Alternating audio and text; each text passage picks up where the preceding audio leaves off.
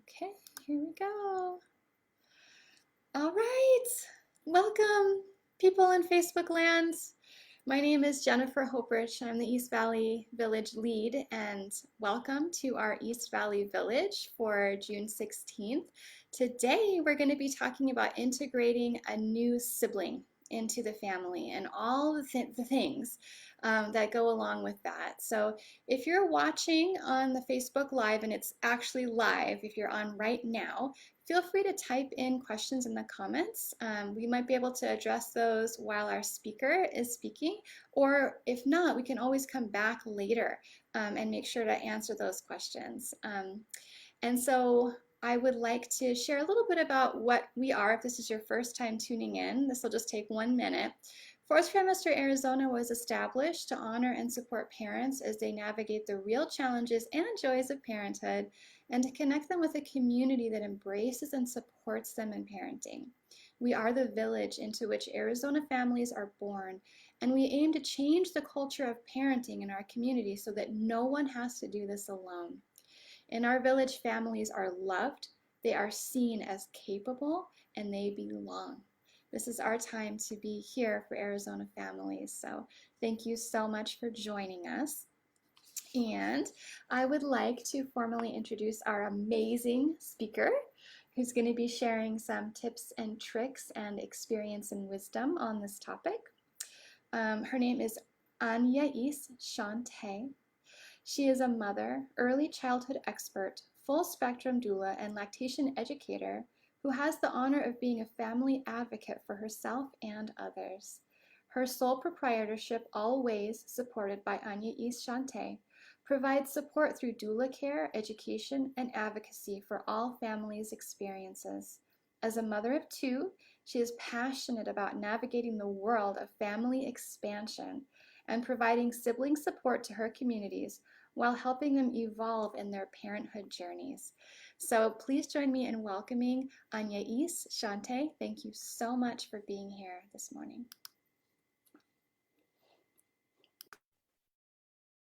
Thank you for that beautiful introduction. Hello, everyone. My name is Anna Shante. I am really excited to share some tips that helped me incorporate a sibling into my family. Just to give you a little background, I struggled with infertility and I finally had my son, and it was just us for about 23 months. And then I had my daughter, and I thought that I had a culture shock going from being a workaholic in a corporate setting to a stay-at-home mom, but I actually had a bigger culture shock integrating my daughter into our family. I also, as a full spectrum doula, one of the focuses that I have decided to create is a program called Sibling Support, because there is a lot of families out there that are having these struggles integrating their new additions into their family. And then a lot of focus is on like first time moms or the newborn, but there's not really this whole familial unit focus, right? So it's like when you get support, if you get support from a doula or for the family or whatever it may be, it really focuses collectively. And that's what I do through Always Supported in the program Sibling Support. So one of the things that I did is I definitely set aside quality time for each child. This has definitely helped with my oldest, my son, because it lets him know that, hey, I still matter. I have a place in here. I can still get special time with my mother. And when I do that, I make sure that my sole focus is on him. So we do something fun, and it could be as little as 2 minutes.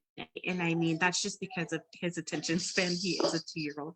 But us doing something together where it's just us, I usually do it during my daughter's either morning or afternoon nap time, where we could do something fun or special together and still have that quality time with one another. And another thing that I did not know would be so challenging is feeding time. right?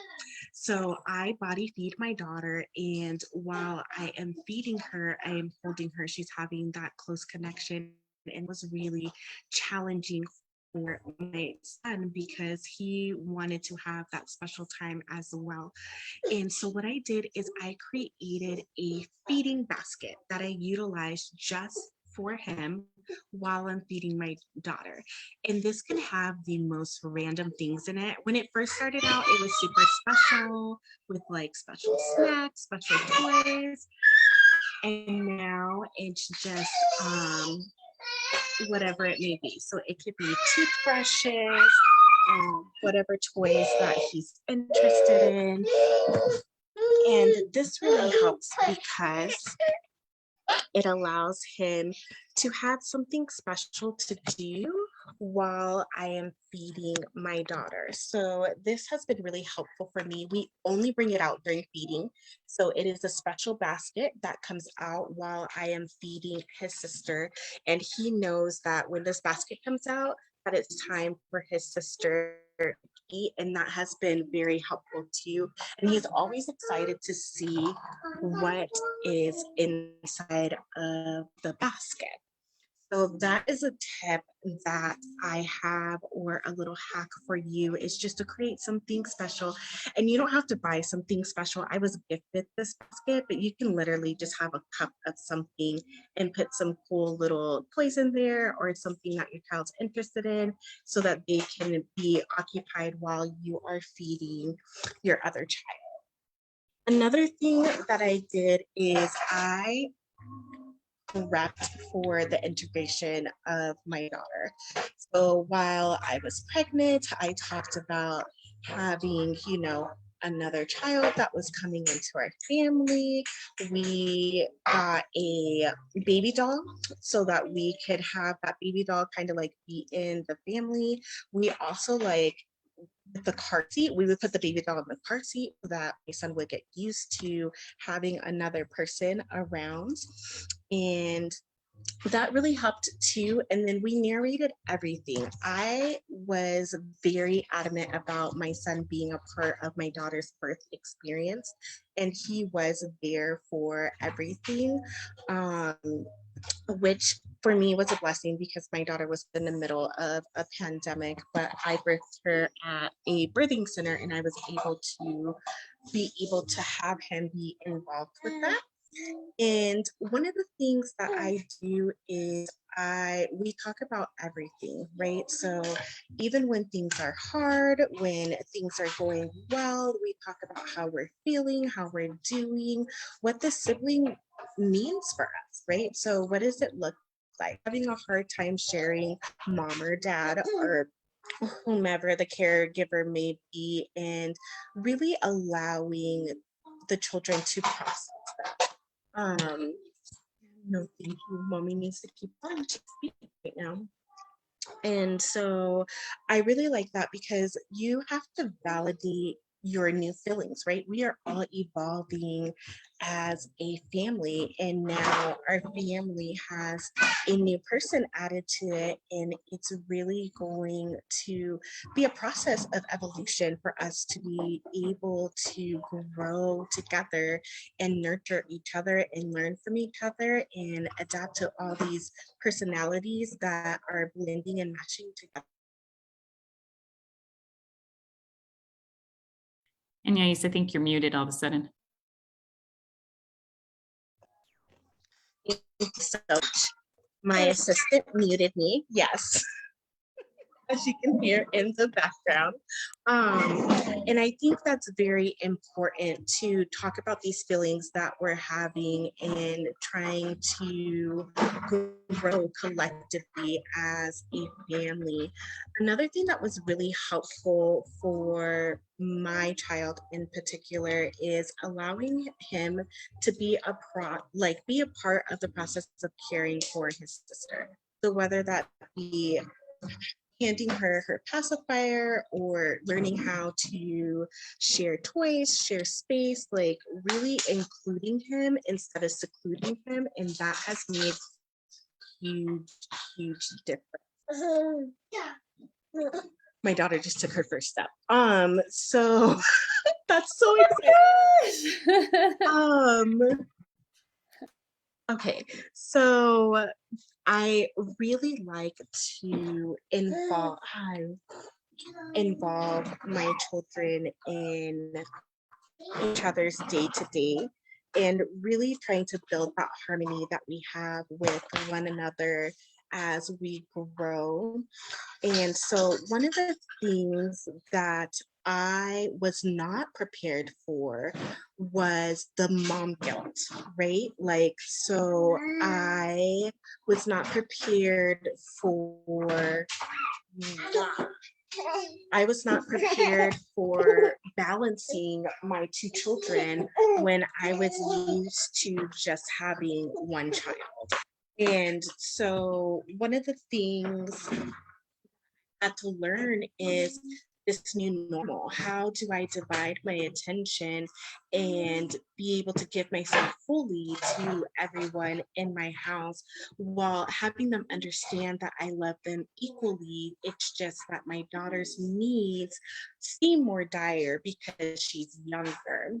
And um, that was one of the things that really make me passionate about postpartum planning. I also think that you should plan for siblings. You should plan for, even if it's not siblings, even if you're going to get a dog, even if you're going to get a fish, right? Plan for expanding your family, because what happens is when we have these unmet expectations, it's usually the anxiety of the unknown or how we expected something to be. And in reality, it's a different way. And that's where we tend to start to sink in our struggle, right? Because for what is happening.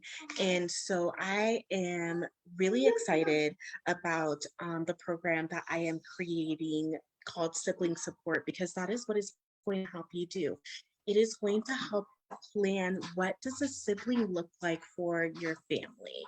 Um, and this is really important to me because one of the things that I did is I planned my postpartum with my daughter, but I planned it from a maternal mental health perspective because I struggled with maternal mental health with my son. I did not plan for it to be like an addition, right? So I did not plan for it to be an integration of this new person with her huge personality and her being completely different from my son. And I genuinely believe that hi, if we collectively can help people plan for this integration of siblings into their families, that we can further strengthen our villages and our support and help the understanding, because a lot of time people just want to come over and help the baby or hold the baby, or it's all focused about the baby and we forget about the siblings and the mothers and the fathers and the birthing partners and everyone, the dogs, right? Like because I don't know if you struggled, but like for me, when I got my son's emotional support animal, who is the same age as my daughter, like feeding the dog, I had to set a timer for it because it just was not on my radar, right? So different things like that to plan for. And what does that look like? And offering yourself, I love you, offering yourself some mercy and some grace as you continue to evolve with your family as well. Um, yes, baby. Boop, boop, boop. Another thing that I wanted to share is that you want to try to set up as much help as possible and really try to come up with a soft schedule. And I just say soft schedule because children are unpredictable and you have to be flexible, right? But a schedule that's going to help you kind of balance yourself with your new norm. So I know for me, when I had one child, getting out the door was challenging. Now having two children, like getting out of the door sometimes seems impossible. So I have this unrealistic expectation that I could just grab my children and walk out the door and we would be out the door within 5 minutes. And no, that is not a realistic expectation. And so just little things like that, but also integrating yourself into this planning, like making sure that you're being taken care of, right? Are you eating? Are you hydrating? Are you balancing yourself while you're this new normal?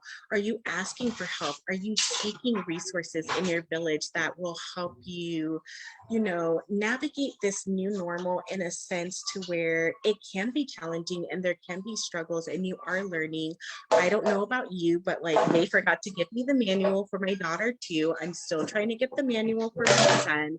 And so we're still figuring this out nanosecond by nanosecond. And it really can be a challenging thing, but it can also be a beautiful thing. So I am one of those realistic support systems. Like I have a lot of moms and a lot of birthing partners that reach out to me that are like, I was so excited to be pregnant and have another child until about day 3. And I had to start integrating this child into my reality, into my toddler's reality, into my adolescent's reality, and trying to understand this new normal. So I welcome any and all questions that you have, and I would love to hear some tips and tricks and hacks that you have found have been helpful integrating siblings into your families. And I just thank you for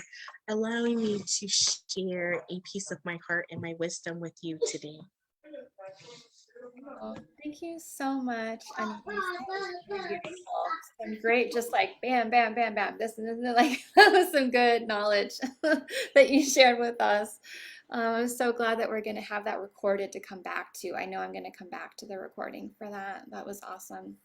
So, okay, great. So if you have some questions for Anais, or if you have a tip or a trick, something that worked for you that really helped, like some of the things that Anais shared, will you please, you can either type it in the chat and I'll read it out, or you're welcome to, if you're on live on our Zoom call, you're welcome to unmute and just go ahead and share. And if two unmute at the same time, it's okay. We'll get to one or the other.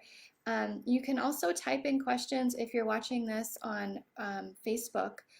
Type in questions in the comments there, and we'll get to those. If not live, we'll get to those later on. So go ahead and type those in and share, and I'll be reading those out. And then one thing that I had a question of as people are starting to type that stuff in, Anais, is if you have other children, you were mentioning having a plan for them in the postpartum time.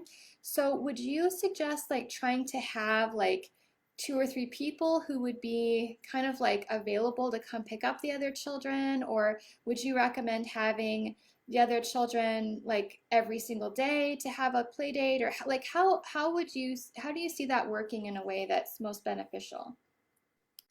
So I would first say that it depends on your family and your support system. So right now, my focus is very heavy in communities of color that do not have um, an adequate support system to be able to have someone just pop over and help them with their child or set that up. So what I would do, and then also I am learning that not all help is helpful, right? So as we are all navigating our inner circles, the outer circles, and the ripple effect too, we really have to look collectively as what does that help look like. For me, in my culture, we are multicultural. So we are Black, Mexican, and my children are actually Pascual Yaquis. So in our culture, you are supposed to like stay home, be well nourished, well rested, really bond with that baby for as long as possible.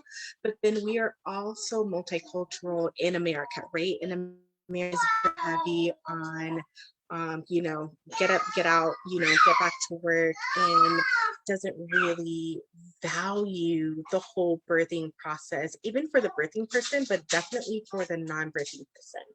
So what I would suggest is I would look at what did my day look like before I got pregnant, and what do I think it would look like ideally after this baby comes, and then where can I enlist help? Where can I outsource? Where can I see where I can get some relief? Because maybe you have a family member that is not going to be able to help you or come out in the first 40 days, right? Like there might be time, COVID restrictions, whatever that may be. But then also really getting creative. Like I had to build virtual support, right? And I had to build virtual collaborations. And so for me, it was a matter of not necessarily having hands-on help, but I definitely had the virtual help where I could ask these different questions, reach out to different people to get the help that I needed. And it really just depends on you and your family and your family's needs. And I would say any good help that you can let, I definitely would do that. Another tip that I would give you is meal prep, meal prep, meal prep. If you have space in your freezer, if you can afford a deep freezer, like definitely prepare meals that you can just stick in the microwave, warm up, and then have those prepared and not think about that. Because in those first 2 weeks of like integrating a new sibling, being a newly, born again mom, and all of these different things, we tend to forget about the self-care. And it was very challenging for me to try to cook something, having a toddler and a newborn and being sleep deprived. So that's another thing that I would suggest that you incorporate into your planning, is just really being holistic. So how does this look? How does it look from a nutrition standpoint, a hydration standpoint, a mental standpoint, a support standpoint? Do you like mommy counting on their fingers?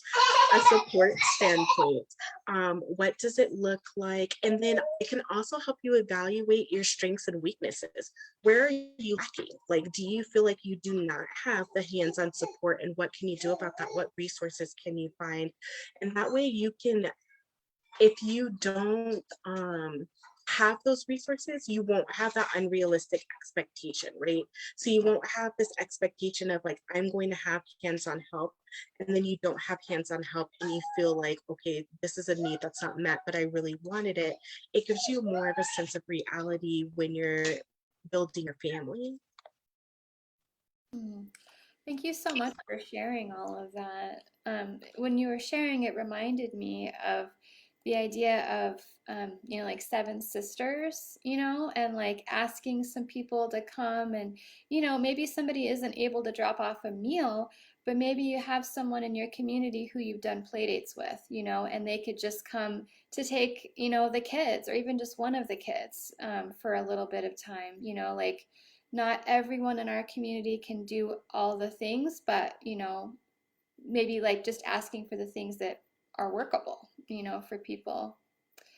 Because yeah, we need the meals, we need the child care, we need the emotional support, we need all of it when we give birth. So yeah, that's so important to think about the help with siblings too. Okay, well, I'm going to ask just one more time for our Zoom peeps. If anyone who's on here would like to ask a question for Anya East while we're still on Facebook Live, something that might benefit someone else as well, feel free to unmute and you can ask that question now. We can explore that together. Or if we don't have any other questions right now on for our Facebook Live portion, then we'll go ahead and we're going to go back into our Zoom.